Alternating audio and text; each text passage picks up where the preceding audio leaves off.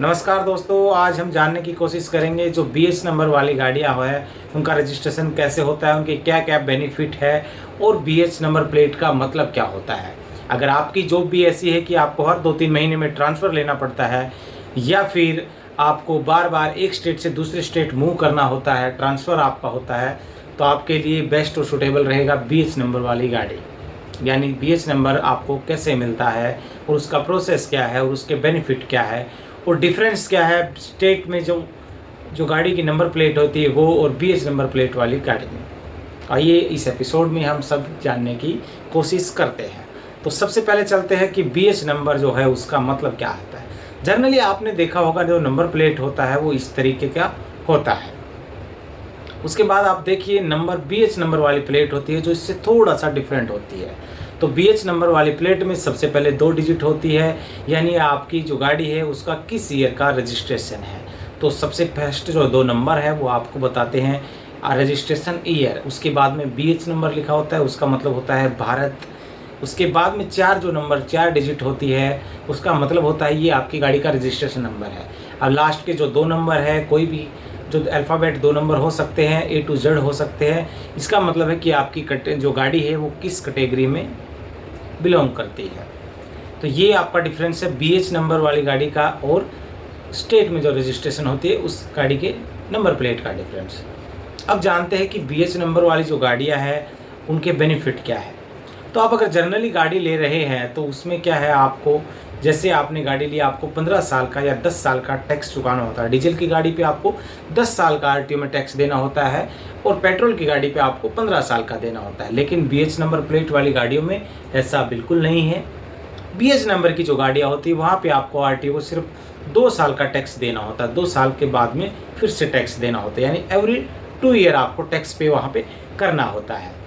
उसके बाद आप देखेंगे जो टैक्स पे करना होता है वो हर किसी के गाड़ी के साइज़ पे डिपेंड करता है, गाड़ी के इंजन पे डिपेंड करता है कि उसकी कैपेसिटी कितनी है। उस हिसाब से गाड़ी की सेल कितना है, यानी कितनी वैल्यू की आपकी गाड़ी है, उस हिसाब के आपको टैक्स पे करना होता है। 5%, 8%, 6%। लग्जरी गाड़ीज़ पे ये थोड़ा ज़्यादा हो जाता है, यानी आपको गाड़ी की वैल्यू के अकॉर्डिंग टैक्स पे RTO में करना होता है। उसके बाद आप देखेंगे जो आपका जो स्टेट का जो रजिस्ट्रेशन नंबर है, आपका अगर हरियाणा में आप है तो आपको HR नंबर मिलेगा, दिल्ली में आपको है DL नंबर मिलेगा, बिहार में आप है तो आपको BR नंबर मिलेगा, यूपी में है तो आपको UP नंबर गाड़ी का नंबर प्लेट आपको देखने को मिलेगा। तो ये जो आपका नंबर प्लेट है ये स्टेट को रिप्रेजेंट करता है, वैसे ही BH नंबर है भारत को रिप्रेजेंट करता है। उसके बाद में आप देखेंगे जब आपको अगर आप किसी गाड़ी HR नंबर की गाड़ी को किसी दूसरे स्टेट में आप अगर यूज़ करते हैं तो 1 साल के अंदर आपको उस गाड़ी को उसका रजिस्ट्रेशन आपको चेंज करवाना होगा, अपडेट करवाना होगा जिस स्टेट में आप उसको चला रहे हैं उसमें। मान लीजिए हरियाणा का आपके पास में गाड़ी है और आप उसको UP में चलाना चाहते हैं तो 1 साल के बाद ज़रूरी मैंडेटरी है कि आपको उसको UP नंबर में कन्वर्ट करवाना पड़ेगा। अगर आप ऐसा नहीं करवाते हैं तो इसका मतलब आप जो मोटर व्हीकल्स एक्ट के जो रूल रेगुलेशन है आप उसका वोलेशन कर रहे हैं और आपको फाइन हो सकता है। अब देखिए इसके बेनिफिट क्या क्या है। तो इसमें BH अगर नंबर की गाड़ी है तो आप ऑल इंडिया में आप उसको कहीं भी चला सकते हैं, उसके नंबर को आपको चेंज करना नहीं पड़ेगा। अब आइए जानते हैं कि BH नंबर है वो किन लोगों को मिल सकता है।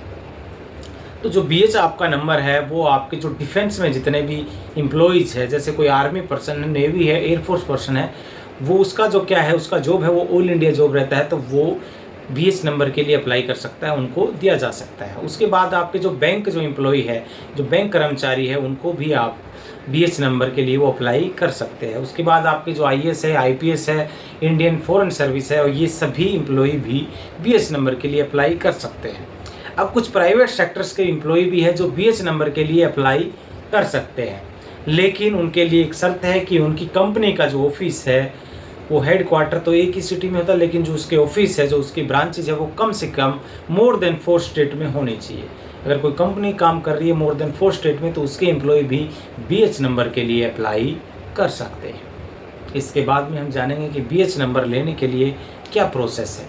तो सिंपली है, आपको ministry of transport and home affairs, आपको ट्रांसपोर्ट मिनिस्ट्री की जो वेबसाइट है गूगल पे, उस पर जाके आपको जो वाहन पोर्टल है यानी रजिस्ट्रेशन ऑफ वाहन पोर्टल है वहाँ पे जाके आपको इसके लिए अप्लाई करना होगा।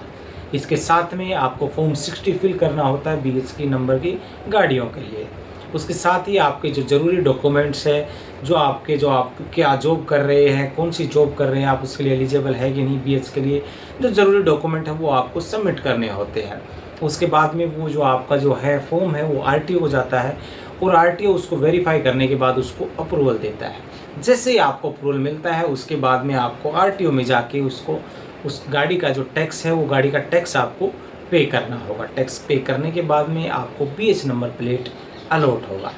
और ये आपको कहीं बाहर जाने के नहीं, आप जिस शहर में रहते हैं, जिस एरिया में रहते हैं, आप उसी के RTO के पोर्टल पर आप अप्लाई कर सकते हैं और वही RTO आपको BH नंबर प्लेट अलॉट कर सकता है। तो आज के लिए इतना ही। धन्यवाद। ऐसे ही